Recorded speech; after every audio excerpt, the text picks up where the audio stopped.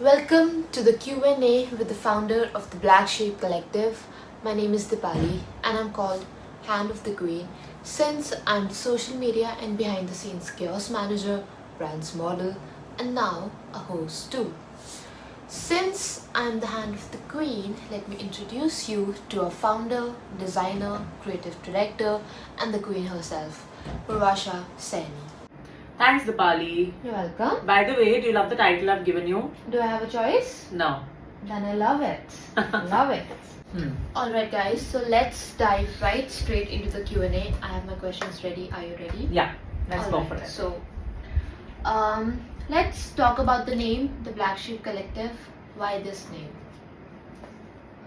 I kept thinking about my target audience while I was deciding on the name, and they're basically all, the family rebels in the best possible way. So I wanted to flip the narrative of what the black sheep actually means, and instead of being considered, the problematic person in the family, why can't you be the one who everyone secretly wants to dress like? The one who gets all the compliments and gets asked where you got the dress from. So I think that's where, my mindset was when I started this brand. Personally, I love your brand's name and big congratulations to you. Thank you so much. Alright, my next question is about your target audience. Who do you design for? So while we do have pieces for the bride as well, for the trousseau, for the roka function, or for the honeymoon, I would say my target audience are those 15-20 girls who are the brides in a circle. For example, the sister of the bride, the bridesmaids, the friends, and also the mother of the bride who wants to look fabulous but obviously does not want to overshadow her daughter. So we're designing for, those kind of people who are in the wedding ecosystem, but we are not necessarily, doing those heavy bridal lehengas. So at weddings, has anyone ever caught your eye? Someone you felt inspired to dress? So, when you go to a wedding and you see that cousin who is just looking absolutely stunning where the other sisters are playing it safe, or the aunt, who is just dressed in a very unusual, amazing way, while her other friends are drowning in these heavy lehengas. So I think those were my target audience, my black sheep. I think I know what you mean. Yeah. Yeah? Alright. And what are some of the common traits that you notice in these women that you're targeting? So the common traits with these women are that they are imaginative, they are unapologetically distinct, they are always standing out from the crowd with their, impressive style and unconventional choices. And they embody a naturally, edgy and cool persona while constantly hunting for, one-of-a-kind pieces. I love that. And is your focus only on weddings or do you design for other occasions too? We're of course doing weddings, but we're also doing, outfits for Diwali celebrations, corporate events, or red carpet occasions. These women that we're targeting have rich social calendars and they need distinct pieces for each milestone. Women these days are busy, Yeah, right? good for us. Yeah, absolutely. Okay, so you talk a lot about craftsmanship, right? What does handmade really mean to you? So this is actually a very interesting question because when I go into the market, I see a lot of these designers who are selling machine embroidered outfits under the name of hand embroidery, and they are charging these insane prices, which is not justified because we do complete hand embroidery at our workshop, and I see the amount of effort and time that goes into hand embroidery. The artisans, they are so skilled and the amount of effort they put into each piece is incredible. And I think when you look at a machine embroidered outfit versus a hand embroidered outfit, you can easily make out the difference because the hand embroidery is so intricate and so detailed. So definitely if we charge, a premium for hand embroidered outfits, it's pretty justified. This is one thing I have to say about our karigars. They are phenomenal. Yeah, we have some good guys working for us. Right? Yeah, absolutely. So let's move on to the customizations. Yeah. What kind of customizations do you offer? So we do offer customizations, but I want people to buy into my mind, into the designer's mind.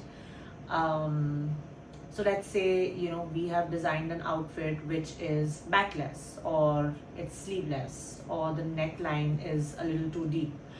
And maybe not everybody is, comfortable wearing, those kind of outfits. I do get queries from people, where they ask me whether, a bag can be attached, or, we can attach sleeves to that particular outfit. And yes, we can do those kind of customizations, definitely. But I'm very clear on, we're not a boutique. We are a designer store. And, I don't expect, people to come to me with a design that's already been created and ask me to replicate that design. That is something we don't do, because then that's a boutique. I definitely, like I said, I want people to appreciate my design. You can, definitely get the silhouette changed. Like, for example, we have this jumpsuit, a pink jumpsuit, which one of the customers really liked. But she wanted to keep the embroidery and everything same, except that, she didn't want a jumpsuit, she wanted a dress. So we kept embroidery exactly the same, the color was exactly the same, it was a high neck dress. So those kind of things definitely we can do. But yes, again, we would appreciate, if the design remains the same, and then we can customize the silhouettes and some of the things here and there, if you would like.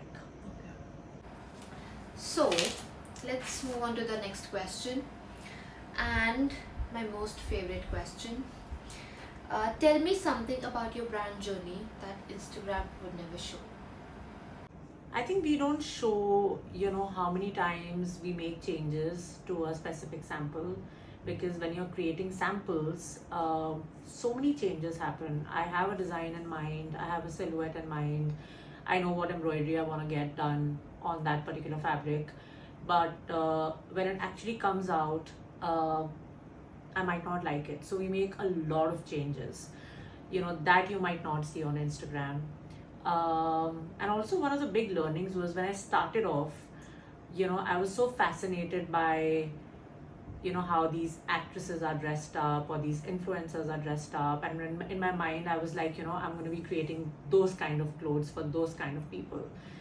But in reality, if you want to run a successful business, you are making clothes for people who are actually going to buy them. And those are the real people, and they might not want to wear clothes that, an actress is wearing or an influencer is wearing. So that was a big learning, because I was creating all these clothes which were like really out there, but then are real people going to buy it? So yeah, so you start, you learn, you pivot, and that's how your business becomes successful. I completely agree. At the end of the day, the revenue needs to come in. Yeah. Right? Yeah. Okay. Now, our last question, and a really personal one. You Okay. ready? Yeah. Okay. So, could you tell me about what motivated your transitions from hospitality to pharma and now to fashion? So picture this. I started in hospitality, where I learned that customer experience is everything, like everything.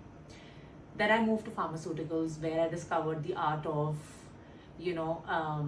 building trust with people who are naturally skeptical, trying to convince somebody to trust a new medicine. That's marketing on expert level.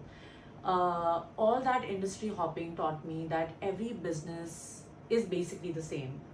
You need to understand your customer, deliver on your promise, and never ever underestimate the power of good storytelling. So whether you're selling a room or selling one of a kind lehenga, it's all about making people feel special.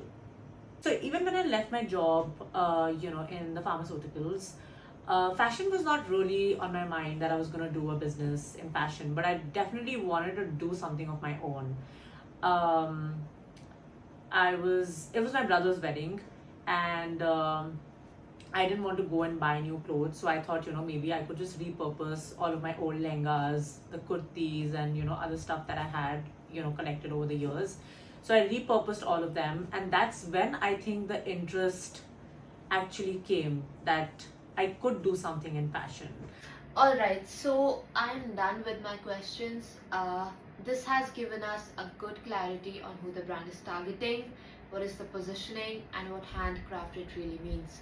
Purvasha, thank you so much for answering all of my questions, and viewers, I hope you guys enjoyed it too.